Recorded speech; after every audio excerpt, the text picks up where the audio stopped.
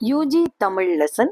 இன்னைக்கு நம்ம பார்க்க போறது சிற்றிலக்கியங்களில் உள்ள அறிவியல் சிந்தனைகள்ல பள்ள இலக்கியங்கள்ல அறிவியல் சிந்தனை என்பது எவ்வாறு இருக்கு அப்படிங்கிறது தான் பார்க்க போறோம்.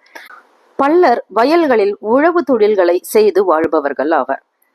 உழவு அப்படிங்கிறது என்ன அப்படின்னா, உழவு பணி என்பது பருவமழையை நம்பிதான் நடந்தது. பருவமழை பொழிந்ததும் உழவு பணிகளை அவங்க செய்ய ஆரம்பிச்சாங்க.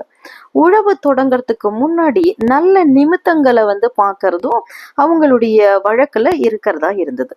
நல்ல நாள்ல விதைகள் என்பது விதைக்கப்பட்டு இருந்தது.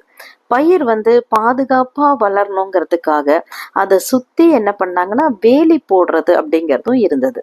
நாற்று வளர்ந்தது அப்படின்னா அந்த நாற்று எடுக்கப்பட்டு பின்பு அதை நடவு செய்யறது அப்படிங்கிறதும் அவங்க கையில இருந்தது.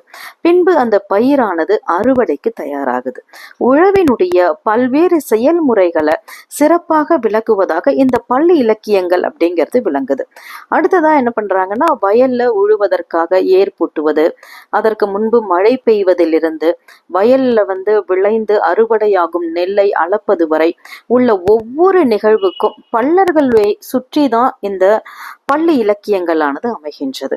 இது பல்லர் இன மக்கள் தான் வேளாண் தொழில் வல்லுநர்கள் என்பதை நமக்கு காட்டுது. சுழன்றும் ஏற்பின்னது உலகு உழுவார் உலகத்தாருக்கு ஆணி உழுதுண்டு வாழ்வாரே வாழ்வார் என்று தமிழ் மரபினுடைய கருத்துக்களை எல்லாம் எடுத்துரைப்பதாக நமக்கு பள்ளி இலக்கியங்களானது அமைகின்றது. அடுத்ததா பாத்தீங்கன்னா மழை குறிகள். மழை வருவதை எப்படிலாம் பல்லர்கள் தெரிந்து கொள்கிறார்கள் அப்படின்னா, பல்லர்கள் இயற்கையோடு இணைந்து வாழ்வ முறையை பின்பற்றினாங்க. மழை பொழியும் காலத்தையும் நேரத்தையும் தங்களுடைய பட்ட அறிவால் மிக துல்லியமாக கணக்கிட்டு அவங்க அறிந்து கொண்டிருந்தார்கள். அது அவங்களுக்கு எப்படிலாம் தெரியும் அப்படின்னா, மேல் திசையிலும் தென் திசையிலும் மின்னலானது மின்னுவது, சுழன்று காற்றானது அடிப்பது, தவளை கத்துவது, நண்டு வலையை தோண்டுவது, வானம்பாடி என்னும் பறவையானது பாடுவது.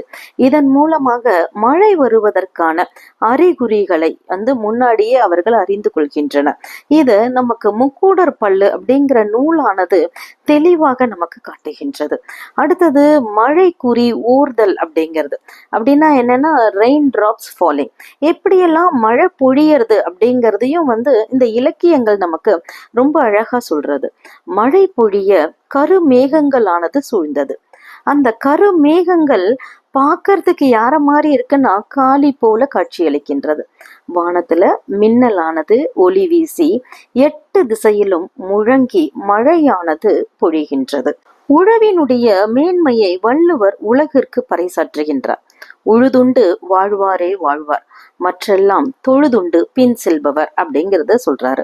உழவு தொழில் அன்றி பிற தொழில்களும் மருத நிலத்துல நடைபெற்றன. என்னென்ன தொழில்கள்லாம் நடைபெற்றது அப்படின்னா, உழவு தொழிலும் மீன் பிடித்தலும் விழா இயற்றுதலும் மருத நிலத்துல ஒரு முக்கிய தொழில்களாக இருந்து வந்தன. இதுவரை பள்ளி இலக்கியங்கள்ல இருக்கின்ற அறிவியல் சிந்தனை என்னென்னு பார்த்தோம். அடுத்த சிற்றிலக்கியங்கள் அடுத்த வீடியோல பார்க்கலாம். நன்றி.